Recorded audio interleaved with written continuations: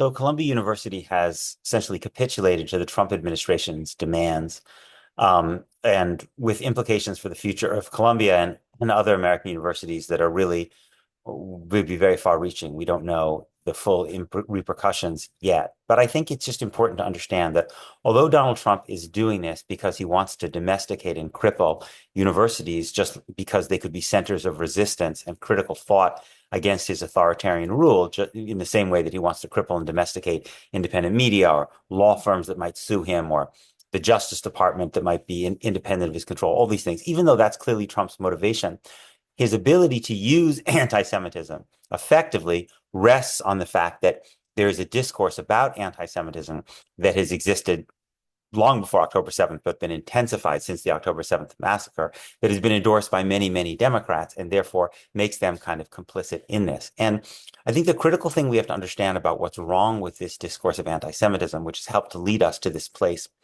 is not that it's wrong to be very concerned about anti-Semitism. Of course, we should be very concerned about anti-Semitism. The problem is that when you discuss anti-Semitism in the context of the Israel and Palestine conflict, where there are two national groups there, one has to pair it with a conversation about anti-Palestinian bigotry, right?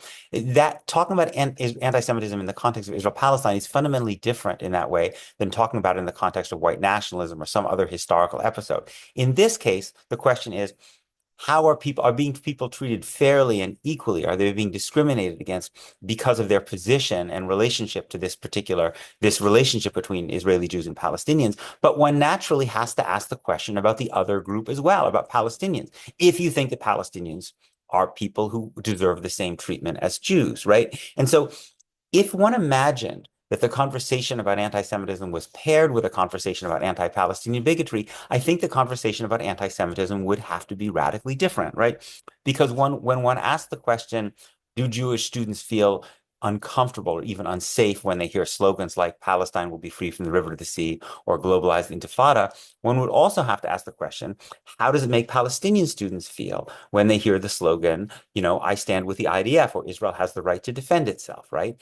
And when we ask the question of about harassment, are there Jewish students who are literally being targeted for wearing kippot or other things, right? We would also ask the question, are there Palestinian students who are being targeted for wearing keffiyehs? Because I suspect that if there are Jewish students tragically walking around Columbia's campus or other campuses who get yelled at because they're wearing kippot or they're wearing Star of David or whatever, I think it's pretty good guess that there are also Palestinian students who are getting yelled terrorist or all kinds of nasty things, right? If they're wearing a keffiyeh.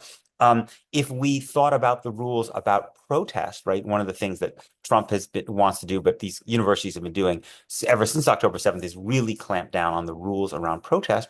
We would have to ask the question, not just are Students for Justice in Palestine violating these new, very onerous rules about protest, but are the Students United, is the pro-Israel group violating those rules of protest? If we had task forces, right, to look at anti-Semitism, then we would also have task forces, not just on Islamophobia, but task forces on anti-Palestinian bigotry, right? Because it's a different thing than Islamophobia. Most Muslims are not Palestinian, and not all Palestinians are Muslims. And if we imagined a world where we did all of those things, where we asked the question of we asked, is there bigotry towards Palestinians at the same time as we asked the question towards, do we have bigotry towards Jews?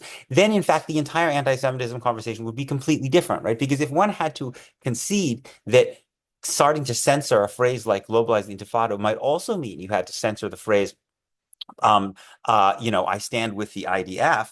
And if you had to take the risk of an anti-Palestine task force, stop with a lot of Palestinian professors and think about what they might recommend in terms of changes to the university, right? Or if you had to apply these rules around protests equally, and you began to think about the way that would impinge on the rights to protest of pro-Israel students, in fact, then all of a sudden a lot of the push that's being made for what universities should do would disappear, right? Because people would realize almost immediately that if it was applied equally to Palestinians, it would start to infringe upon them, right, in ways that would be really problematic. It would force people to actually start to think about the importance of free speech, including free speech that makes people uncomfortable, right? The only reason that you have this push to be so draconian in terms of academic freedom, in terms of rights to protest, is precisely because no one ever imagines that it might be these principles might be applied, right, to students who are accused of anti-Palestinian